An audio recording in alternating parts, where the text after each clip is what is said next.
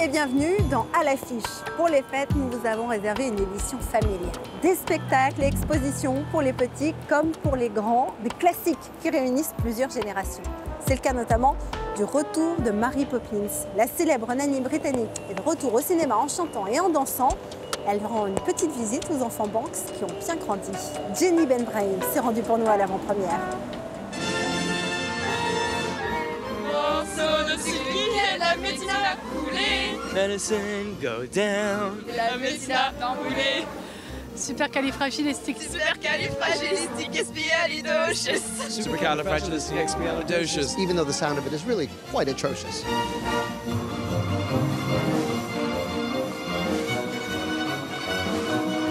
Supercalifragilisticexpialidocious, juste un morceau de sucre qui aide la médecine à couler. Ce sont quelques-uns des airs mythiques du film Mary Poppins. Un demi-siècle plus tard, la célèbre gouvernante reprend du service et c'est l'actrice britannique Emily Blunt qui succède à Julie Andrews, aux côtés de Colin Firth et Meryl Streep. That's why I live and breathe. I was flying a kite and it got caught on a nanny. Mary, Poppins, you came back. you seem hardly to have aged at all. Really? One never discusses a woman's age, Michael. Would have hoped I taught you better. This is the longest gap between sequels in film history. Why was now the right time to make Mary Poppins? Well, for me, I felt like we needed her to come back in this rather dark time in the world. I think everyone needs that injection of hope and wonder that she brings. And it was our guiding force the entire time we were making the film, because we all felt we were working on something special and important and timely. And it's also, I think we waited for Rob Marshall to make it. Oh, John.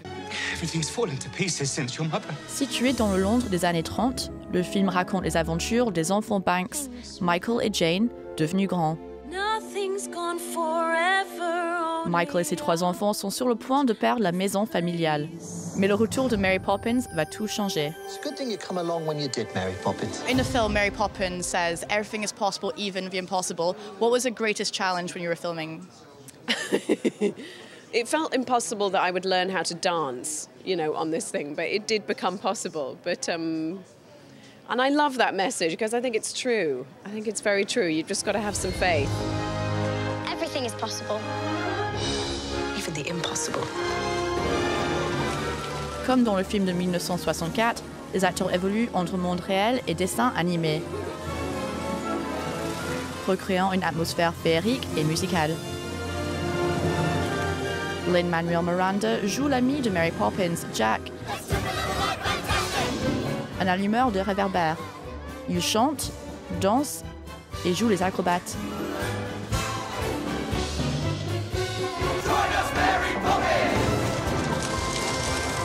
One particular scene, it lasts about 10 seconds in the film, but it was the most challenging. Can you explain a little bit about that scene? I'm riding a really old bike with a ladder waiting down one side, and I'm lighting a lamp, riding down a cobblestone street, stealing an apple, throwing it to some orphans on the other side, all while I'm singing a song in my Cockney accent that I've worked very hard on. And that 10 seconds was hours and hours of practice. And the goal is to make it look like I do it every morning. Dick Van Dyke enfile une nouvelle fois ses claquettes pour jouer le fils de l'un de ses personnages dans le premier Mary Poppins, le directeur de banque, Monsieur Dawes Sr. C'est le seul acteur du premier volet à revenir pour le second. How is it working alongside Dick Van Dyke? Dick Van Dyke is human caffeine, and he has more energy at 92 years of age than I have ever had in my life. So the 2 days he was on set were sort of the most magical, I think, for everybody. Welcome to our show of shows. Le film a décroché 4 nominations aux Golden Globes, dont une dans la catégorie meilleure actrice pour Emily Blunt. The only Mary Poppins. Thank you very much. Yes. Now, she is the ultimate super nanny, but how would she cope with kids in 2018? No screen time. She wouldn't allow that, right? No, no, no.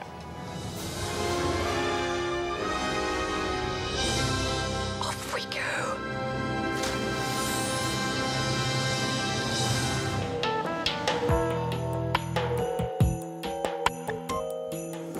Depuis plusieurs années, les comédies musicales ont le vent en poupe. Souvenez-vous, en 2017, La La Land a raflé 6 Oscars. Eh bien, la Philharmonie de Paris a décidé de consacrer toute une exposition à ce genre.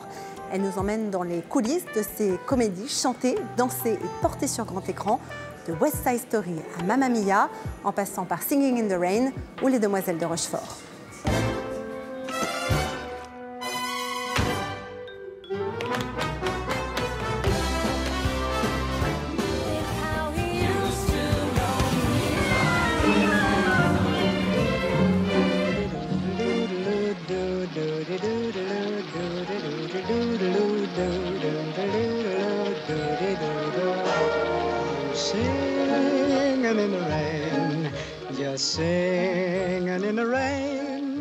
Ntebing, bonjour, vous êtes scénariste, réalisateur, vous êtes également professeur, maître de conférences de cinéma à la Sorbonne et commissaire de cette exposition. On a un grand retour des comédies musicales américaines au cinéma. Comment vous expliquez ce retour en grâce? Eh bien, souvent, alors la comédie musicale a connu sa grande période, son âge d'or, des années 30 jusqu'aux années 50, qui est censé être l'âge d'or des studios hollywoodiens, parce qu'il y avait les structures de production pour en produire en quantité phénoménale, et ça marchait. Aujourd'hui, c'est plus du coup par coup. Alors, souvent, ce sont des succès adaptés de la scène, Mamma Mia par exemple. C'est rare qu'une comédie musicale originale soit un gros succès.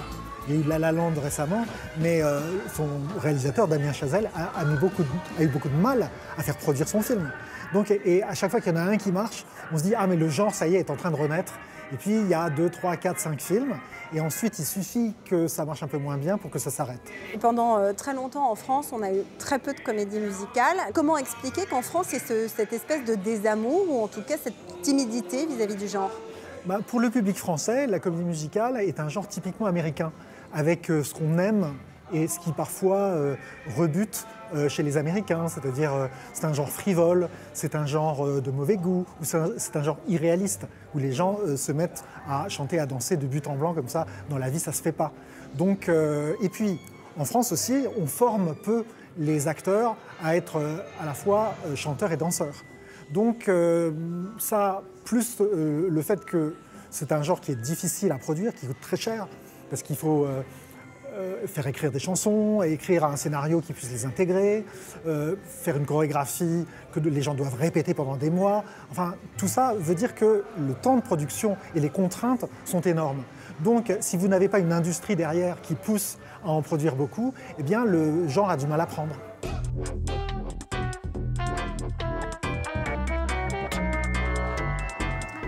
Voilà probablement des costumes qui vous rappellent de vieux souvenirs. Peau d'âne, le conte de Charles Perrault. Il avait été porté à l'écran par Jacques Demy en 1970 avec Catherine Deneuve et Jean Marais dans les rôles titres. Eh bien, l'œuvre a été reprise. Les mélodies de Michel Legrand retrouvent une nouvelle jeunesse en passant du grand écran à la scène. Et c'est au Théâtre Marigny.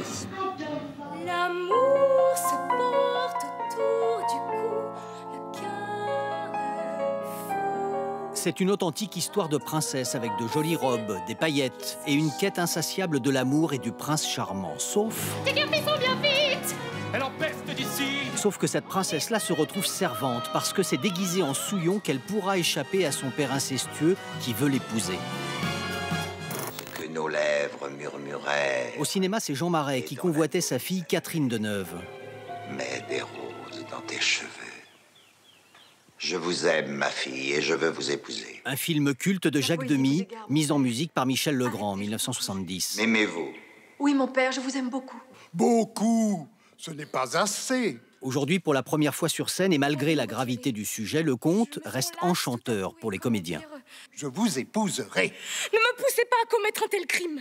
C'est un immense honneur et bonheur de représenter ce personnage de Peau d'âne qui est connu de tous, surtout en France, je pense, et même voilà, qui fait partie de notre culture.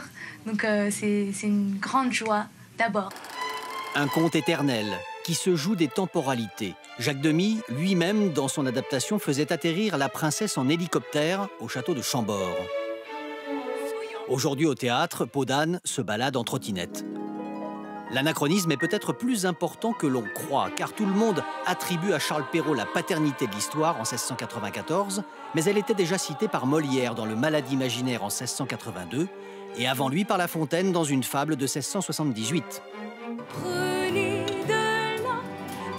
de la farine. Peau d'âne, c'est aussi cette recette du cake d'amour à déconseiller aux gastronomes, mais qui semble un délice à chanter sur des compositions inoubliables. Autour d'un puits creux, autour d'un puits creusé.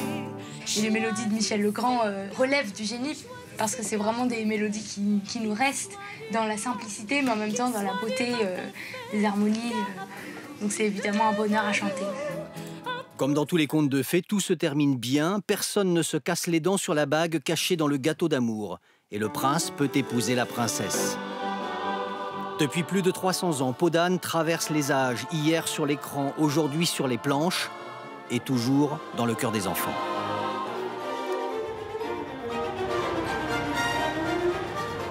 Noël, c'est l'occasion de renouer avec les contes de fées et la magie. Et justement, il y en a plein dans l'histoire de Clara. Cette petite fille reçoit en cadeau un casse-noisette qui se transforme à la nuit tombée en un prince charmant. Le ballet Casse-Noisette est à l'affiche du Théâtre des Champs-Élysées.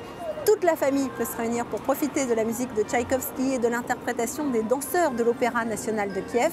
Un ballet mythique dont le charme opère toujours. On se quitte avec ces images. Bonne fête à tous et à très vite sur France 24.